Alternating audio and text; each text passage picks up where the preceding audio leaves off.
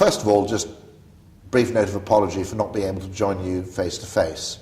Unfortunately, I do have a day job, and I thought in this case, after 2 years of neglecting it, it would probably be quite healthy for me to actually attend this Ogilvy meeting in Italy. And one of the things that's been such a pleasure over the last 2 years has been working with such a Rolls-Royce organisation. It really is a kind of Rolls-Royce civil service. And it's made my job so much easier, so much more interesting, and so much more rewarding. And I hope it has the same effect on everybody else. One of the other things I've noticed, I think, too, is the extent to which the IPA is a little bit of an iceberg organisation. That for every visible thing it does, there are 4 other things that are no less valuable just for being out of sight. And I've been astoundingly impressed by the contribution it makes to the industry, which isn't always properly understood.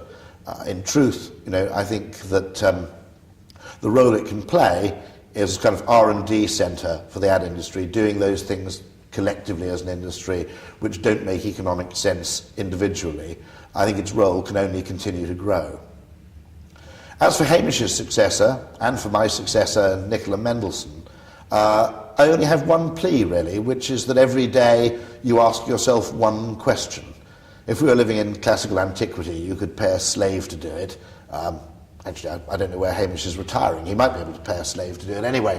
But if not, why don't you just set up your own Twitter feed that continually asks you at dinner time that same question? And the question is simply the great unasked question of the marketing services industry, which is, why is this business so bloody small, and why isn't it growing more?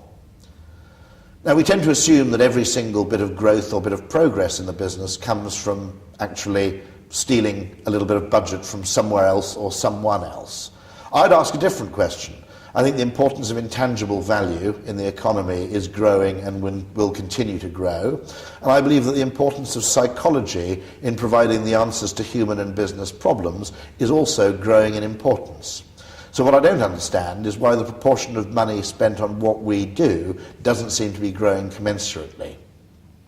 To be honest, if Hamish's successor and if my successor continue to ask that question every day and actually approach this business not from a defensive stance, but from an approach of actively believing that we can and should be growing, then nothing else they do, in my opinion, can go far wrong. Thank you very much.